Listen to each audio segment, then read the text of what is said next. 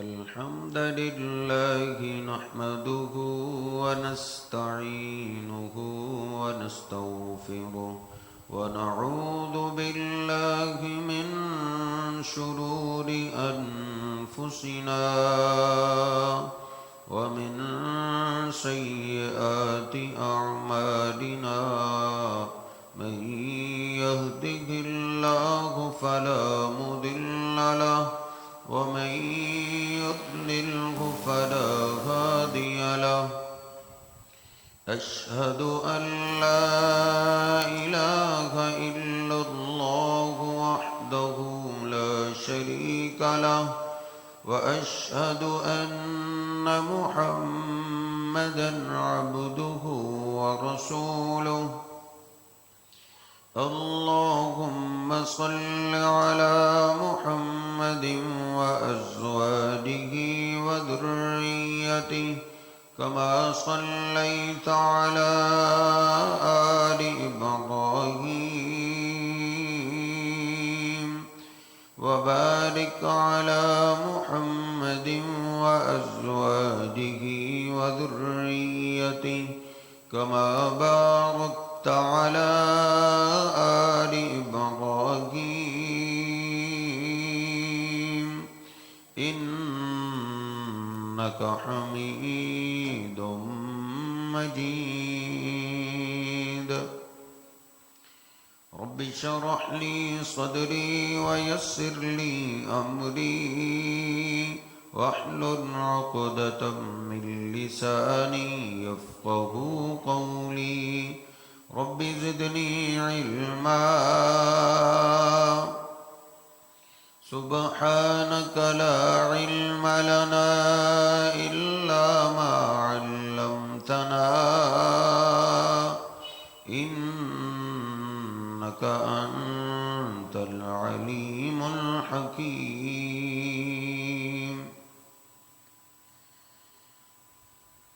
أما بعد فإن خير الحديث كتاب الله وخير الهدي هدي محمد صلى الله عليه وسلم وشر الأمور محدثاتها وكل محدثة بدعة وكل بدعة ضلالة وكل ضلالة في النار أعوذ بالله السميع العليم من الشيطان الرجيم من همزه ونفخه ونفسه بسم الله الرحمن الرحيم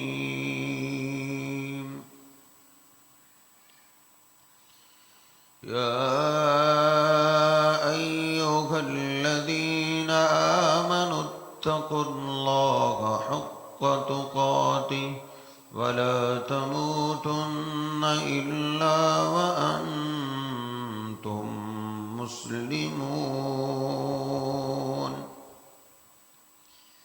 يا أيها الناس اتقوا ربكم الذي خلقكم من نفس واحدة وخلق منها زوجها وبث منهما رجالا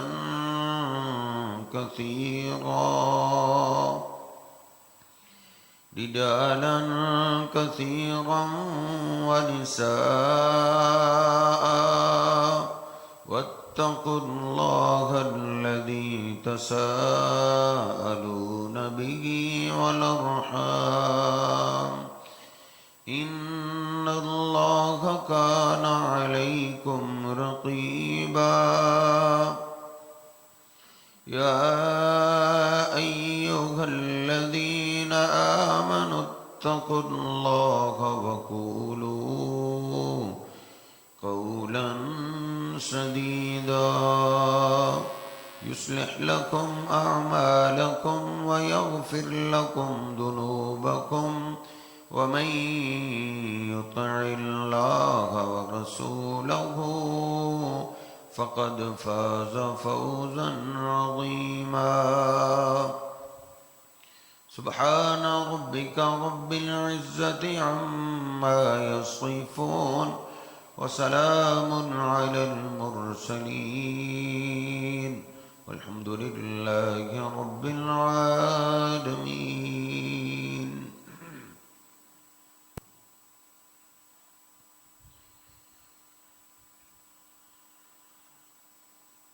نبی پاک صلی اللہ علیہ وسلم کا ارشاد گرامی ہے بخاری شریف میں کہ لا صلاۃ لمن لم یقرأ بفاتحۃ الکتاب، کہ اس کی کوئی نماز نہیں جس نے اپنی نماز میں سورۃ الفاتحہ نہ پڑھی. اور مسلم شریف میں حدیث قدسی ہے، اللہ سبحانہ و تعالی نے سورۃ الفاتحہ کا نام ہی نماز لیا ہے. اس سورت کا ایک نام نماز ہے. اس کی اتنی تاکید کی گئی ہے کیوں؟ اس میں ایک خاص دعا ہے. اللہ رب العزت چاہتا ہے میرے بندے میری تعریف کرنے کے بعد مجھ سے یہ دعا کریں، اہدنا الصراط المستقیم صراط الذین انعمت علیہم. اے اللہ سیدھے راستے پہ قائم رکھ. سیدھا راستہ ان لوگوں کا جن پر تو نے انعام کیا.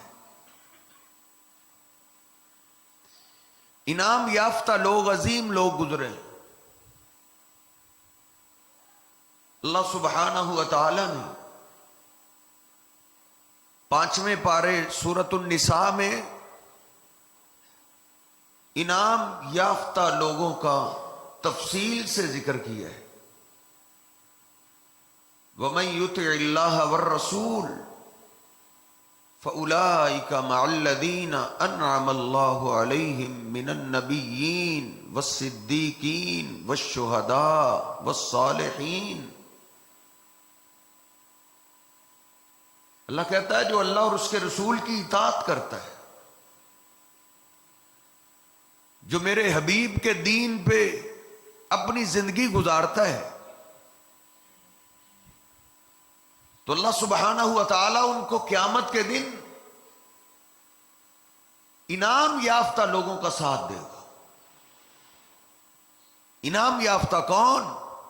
انبیاء کرام والصدیقین اور صدیقین والشہداء اور شہداء شہید ہونے والے، والصالحین اور نیک لوگ. اللہ کہتا ہے اس سے اچھا ساتھ کس کا ہو سکتا ہے؟ جناب عمر فاروق رضی اللہ تعالیٰ عنہ وہ ہستی ہیں کہ انبیاء کے بعد جو 3 صفات اللہ نے گنوائی ہیں ان میں تینوں صفات پائی جاتی. پہلی صفت صدیقین کی، سچا. جناب عمر فاروق رضی اللہ تعالیٰ عنہ ایمان والے تھے. ایمان والا تو سچا ہی ہوتا ہے، اور اس کے ساتھ یہ مکہ والے جن کا خاندان مکے میں، اور اس کے ساتھ قریشی.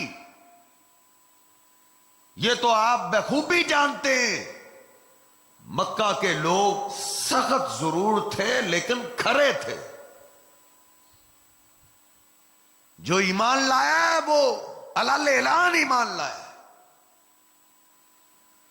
جو کفر پہ رہا ہے وہ علل اعلان کفر پہ رہا ہے. جناب عمر فاروق رضی اللہ تعالیٰ عنہ نے کبھی اسلام سے پہلے بھی ان کا جھوٹ ثابت نہیں ہے. اسلام کے بعد تو یہ کھری بات، سچی بات کرنے والے. صرف اس امت میں ایک صدیق نہیں ہے.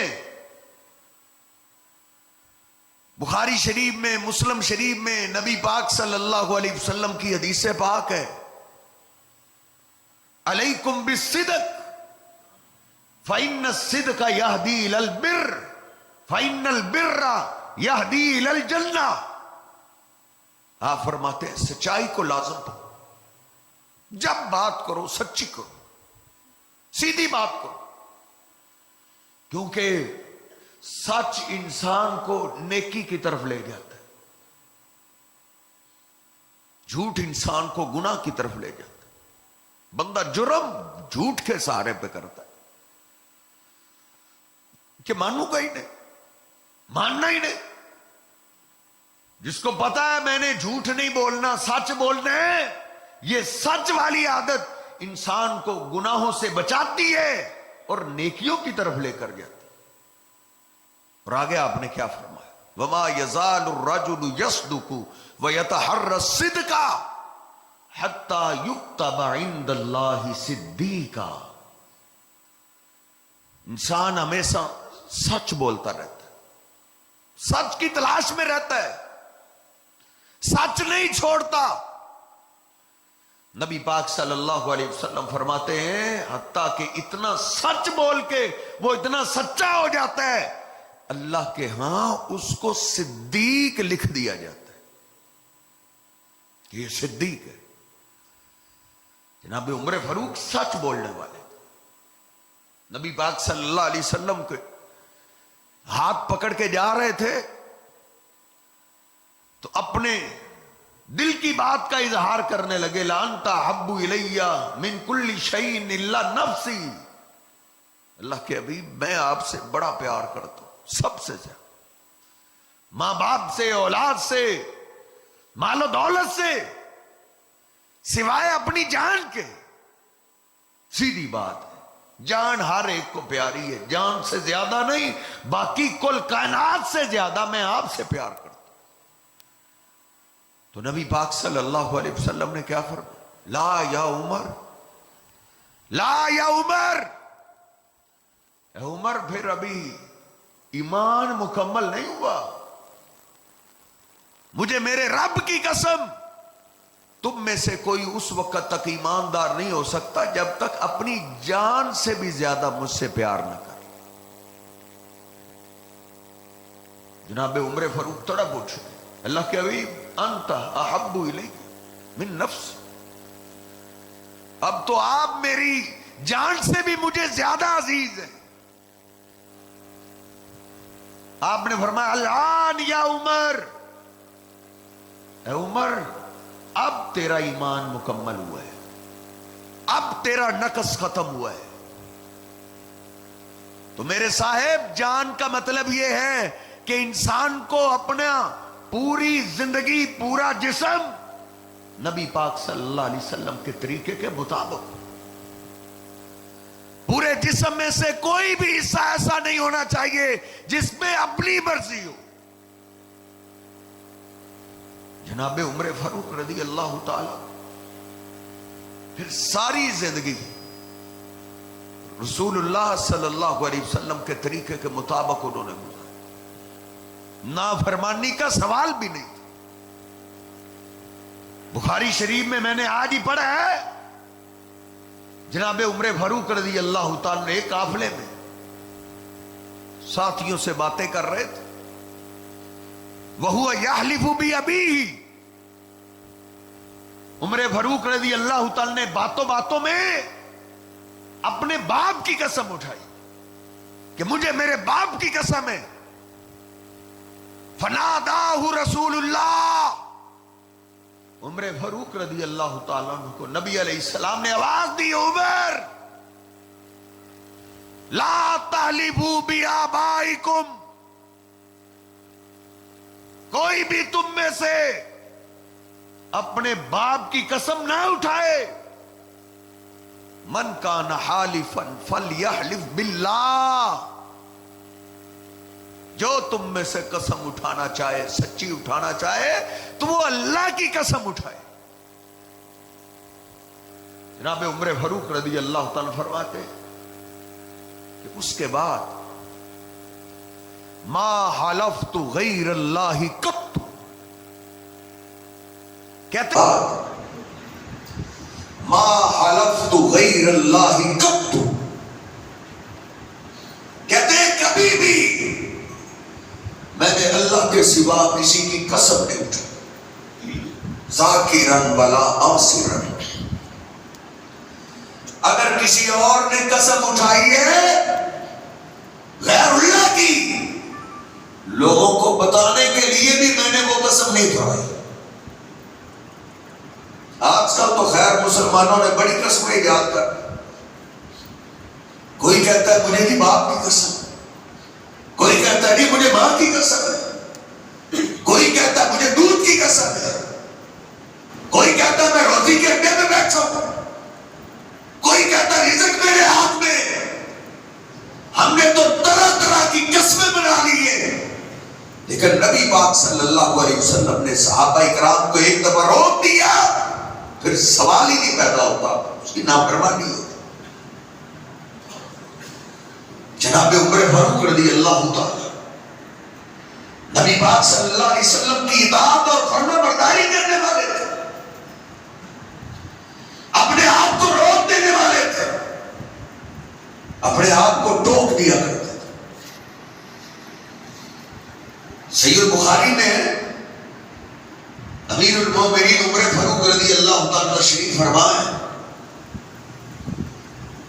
اور بن قیس کہتے ہیں ایک آدمی آیا، اس نے آ کے کرخت لہجے میں بڑی بات کی، اس نے کہا عمر انک لا تعدل بیننا، تو ہمارے بارے میں انصاف بھی نہیں کرتا، تجھ میں تو انصاف بھی نہیں ہے،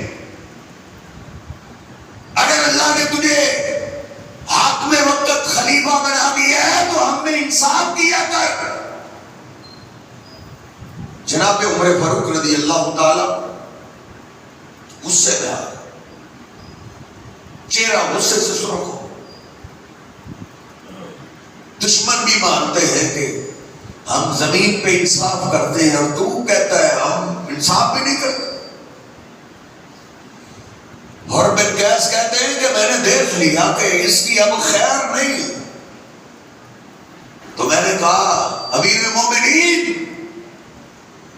اللہ نے اپنے محبوب پیغمبر کو کہا ہے خذ العفو وامر بالعرف واعرض عن الجاہلین، درگزر سے کام لیں، اچھی بات کریں۔ عمر اللہ کہتا ہے اگر کوئی جاہل آگے ہے جس کو پتہ نہیں ہے تو اس سے منہ پھیر دے، اس کا غصہ نہ کر۔ اور بن قیس کہتے ہیں کہ میں نے آیت پڑھی، عمر فاروق رضی اللہ عنہ کا غصہ ایسے ٹھنڈا ہوا جیسے آگ میں پانی بہایا جاتا ہے۔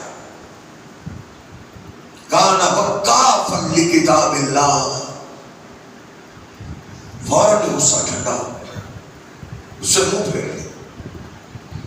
یہ جناب عمر فاروق رضی اللہ تعالیٰ عنہ ہے، اللہ کے بڑے جلالی طبیعت کے مالک۔ غصہ کئیوں کے مزاج میں زیادہ ہوتا ہے، لیکن ان کے غصے کو ٹھنڈا کرنے والا یہ رب کا قرآن ہوتا تھا، یہ نبی پاک صلی اللہ علیہ وسلم کا فرمان ہوتا تھا۔ آج تو جس کو تھوڑی سی عزت مل جائے، آج تو کونسلر نہیں مان، وہ تو آدھی دنیا کے حکمران تھے۔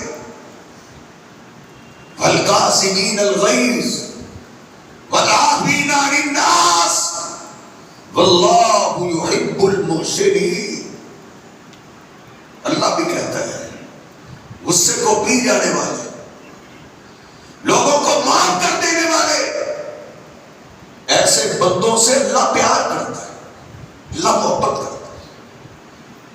جناب عمر غصے والے تھے، جلالی طبیعت کے مالک تھے، لیکن غصہ پی جایا کرتے تھے۔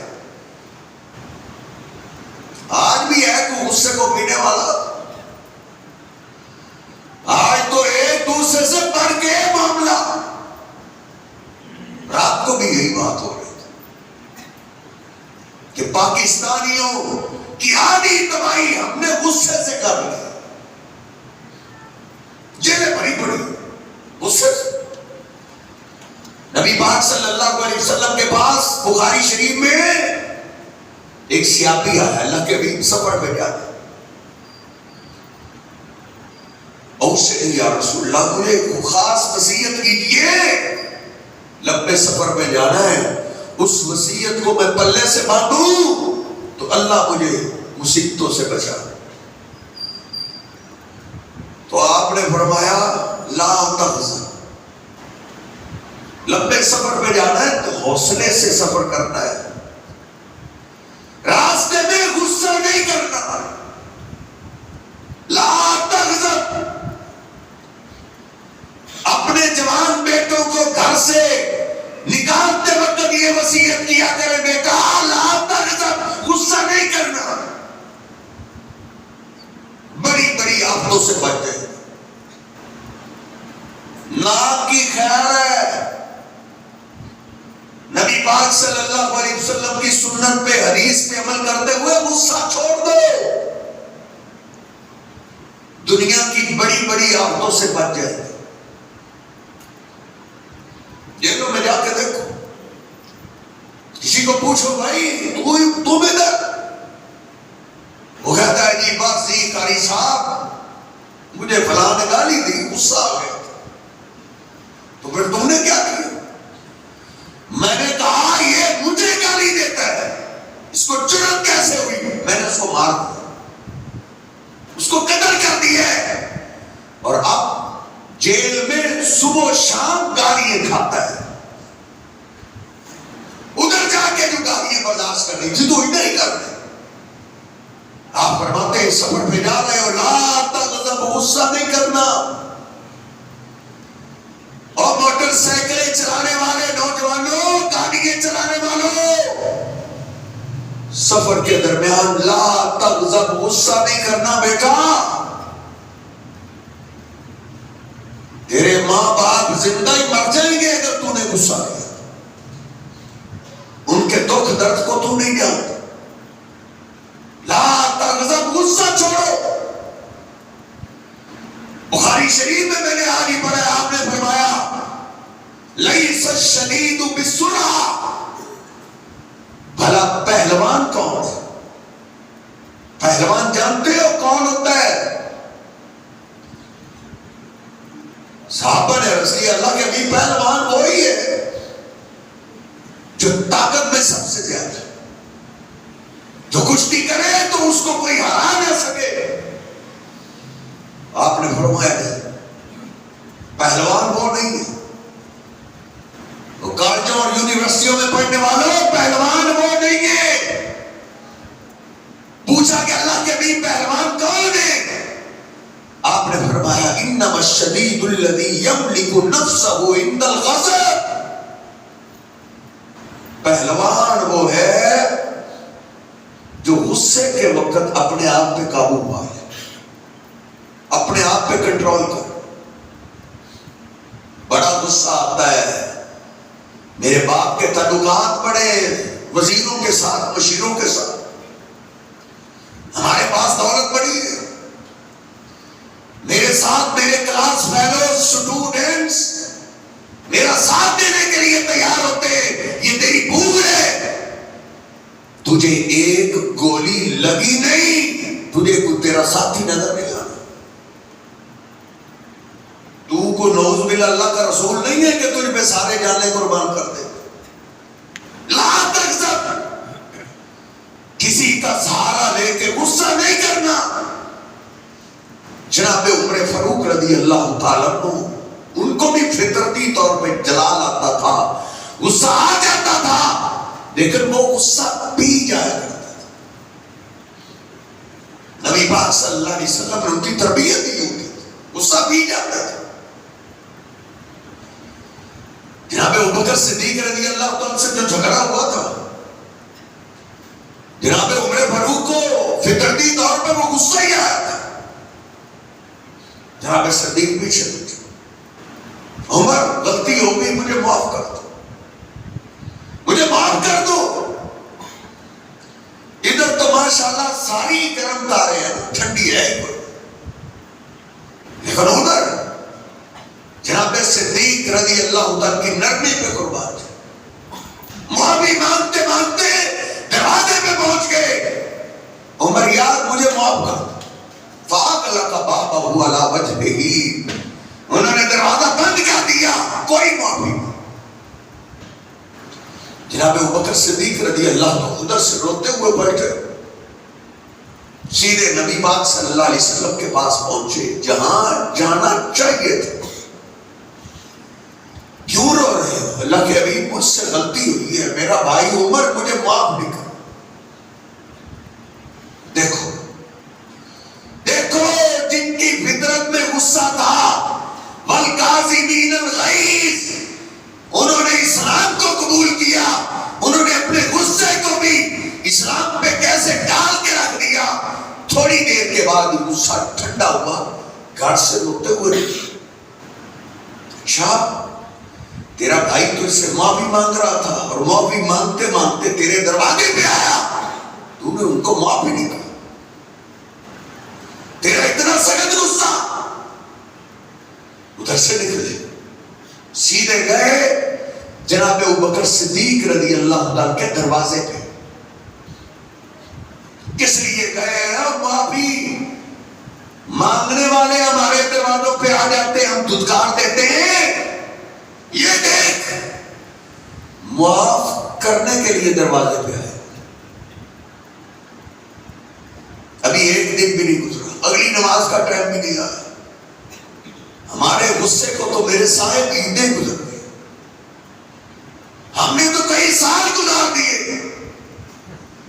جوانیوں سے کئی اپنے سگے بھائی سے ناراض ہوئے، اب بوڑھے ہو گئے، قبر میں اترنے لگے، ابھی بھی ان کا غصہ ختم نہیں ہوا. وہ بھی صحابہ بھی انسان تھے، ان میں بھی غصے والے لوگ تھے، لیکن وہ غصے کو کیسے پی جا کرتے. روتے ہوئے جناب صدیق کے دروازے کو دستک دی، میرا بھائی کدھر ہے؟ فرمایا وہ ادھر نہیں آیا. روتے ہوئے مسجد میں گئے، دیکھا دونوں شہزادے. جناب صدیق دیکھتے ہی کھڑے ہو گئے، کہتے ہیں عمر مجھے اللہ کے لیے معاف کر. جناب عمر کہتے ہیں مجھے اس وقت غصہ آ گیا تھا، تم مجھے اللہ کے لیے معاف کر. کان وقافا لکتاب اللہ، انہوں نے اپنے غصے تک کو ڈال کے رکھ دیا تھا. جناب عمر فاروق رضی اللہ تعالیٰ عنہ قرآن و حدیث پہ عمل کر رہے ہیں. آیت آئی لن تنالوا البر حتى تنفقوا مما تحبون. او ایمان والو، نیکی تو تب ہے جب پیارا مال اللہ کے راستے میں خرچ کرو. بچا کھچا تو سارے ہی کر لیتے. جو تمہیں تمہارا مال تمہاری جائیداد میں سے پسند ہے، اس جائیداد کو اللہ کے راستے میں لگاؤ، پھر نیکی.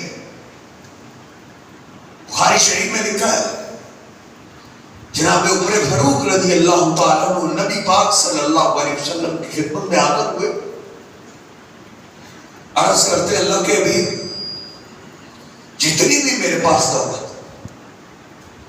جو مجھے خیبر والی زمین میرے حصے میں آئی ہے، یہ سب سے قیمتی جائیداد ہے میری،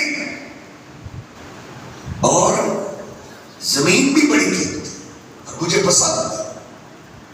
اللہ نے کہا پسندیدہ مال لگاؤ. اللہ کے حبیب خیبر کے مال میں سے جتنی جائیداد میرے حصے میں آئی ہے، ساری اللہ اور اس کے رسول کی ہے، جدھر چاہے خرچ کر.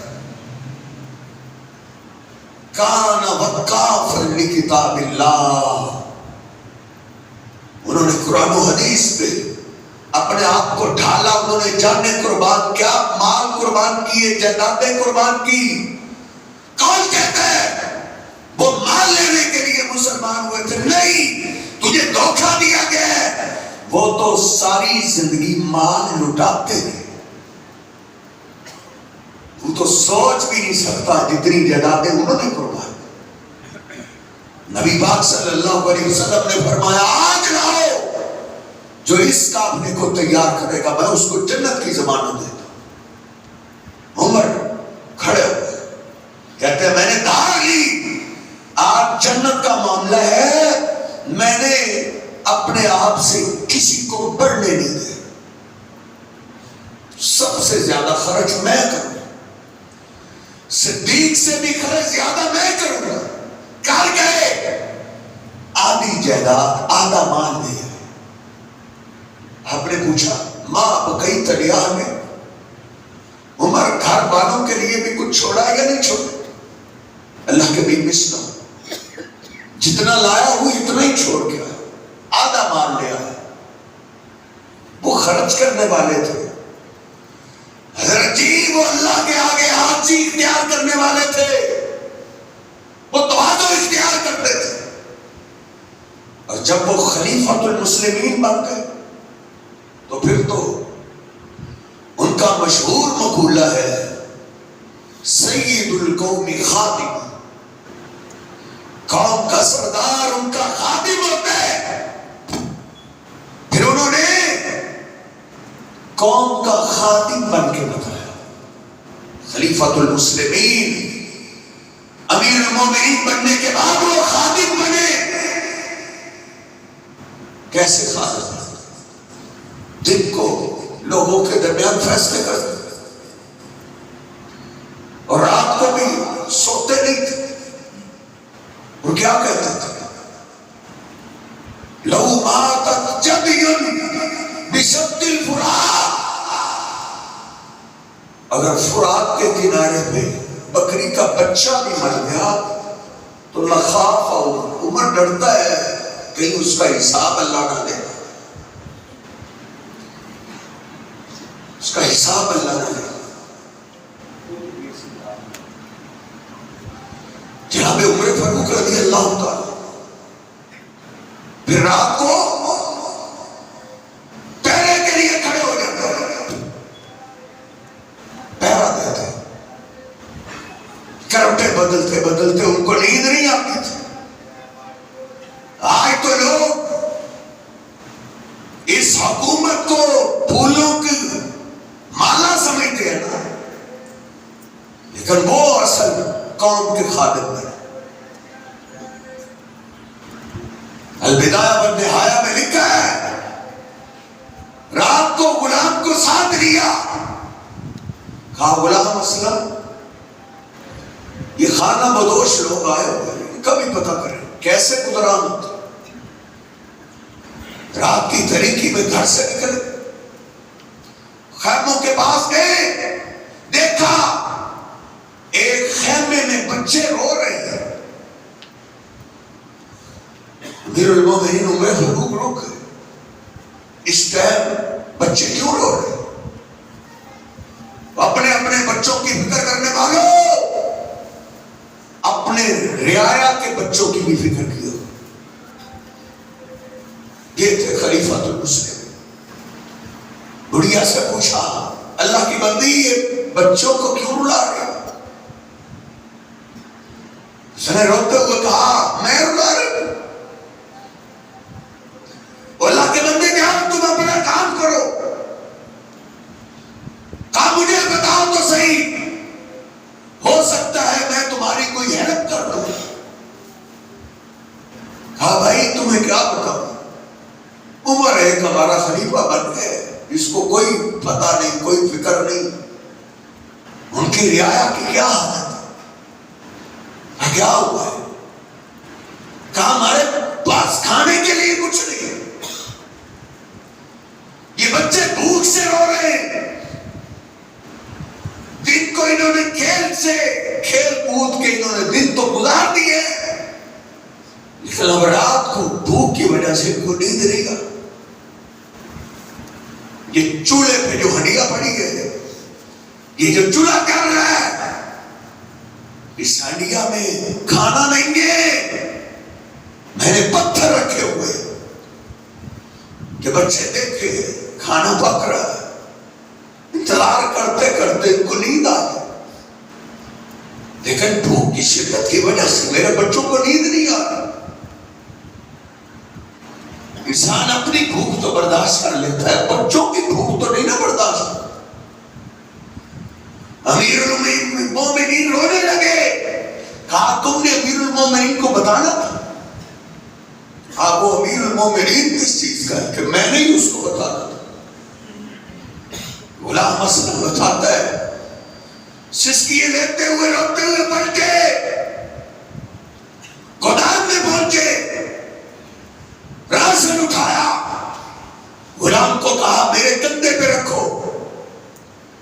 غلام نے کہا امیر المومنین غلام کس لیے؟ آپ غلام میرے کندھے پہ سوار کر۔ عمر فاروق روتے ہوئے کہتے دنیا میں عمر کا بوجھ اٹھانے والے بڑے ہیں، لیکن قیامت کے دن کوئی بھی بوجھ نہیں اٹھائے۔ وَلَا تَزِرُ وَازِرَةٌ وِزْرَ أُخْرَىٰ، ادھر ہر ایک اپنا بوجھ اٹھائے گا۔ کھانے کا سامان لے کر پہنچے، امیر المومنین نے آگ جلائی، ہنڈیا پہ کھانا تیار نہیں۔ سید القوم خادمہ، کھانا جب تیار ہو گیا بچوں کو پیش کیا، بیٹا یہ کھانا کھاؤ۔ غلام اسلم کہتا ہے میں نے بولا امیر المومنین آپ ہم چلے؟ کہا نہیں ایسے نہیں میں جاؤں گا، جن بچوں کو میں نے روتے ہوئے دیکھا ہے جب تک میں ان کو مسکراتے ہوئے نہیں دیکھوں گا میں واپس نہیں جاؤں۔ ماں نے کھانا کھایا، بچوں نے کھایا، بچے مسکراتے ہوئے سونے لگے اور دنیا کہنے لگی وہ اللہ کے بندے امیر المومنین تو تجھے ہونا چاہیے، عمر اس قابل نہیں ہے، کاش تم امیر المومنین ہوتے۔ ہاں بڑھیا، کل تم امیر المومنین کو ملنے کے لیے آنا، شاید تجھے میں بھی وہاں بھیجوں۔ سید القوم خادمہ، یہ وہ جناب عمر فاروق رضی اللہ تعالیٰ عنہ ہیں جنہوں نے دنیا میں نظام عدل قائم کر دیا۔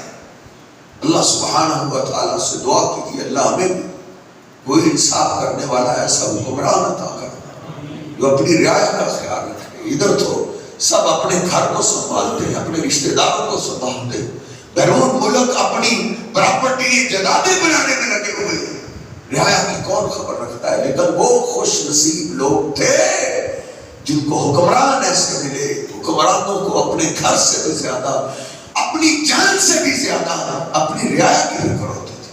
اللہ ہمیں بھی جناب عمر فاروق سے سچی محبت کرنے کی توفیق عطا فرمائے۔ اللہ ہمیں قیامت کے دن ان کا ساتھ نصیب فرمائے۔ اللہ ہمارے کام اعمال ایسے نہیں ہیں تیرے اوپر کی طرح، لیکن ہم ان سے محبت کرتے، ان سے پیار کرتے۔ تیرے حبیب کا فرمان ہے قیامت کے دن انسان اس کے ساتھ ہوگا جس سے پیار کرتا ہو۔ ہم جناب صدیق سے پیار کرتے، جناب فاروق سے پیار کرتے۔ اللہ ہمیں بھی ان کا ساتھ نصیب فرمائے۔ وَقُولُوا قَوْلِي هَٰذَا أَسْتَغْفِرُ اللَّهَ لِي وَلَكُمْ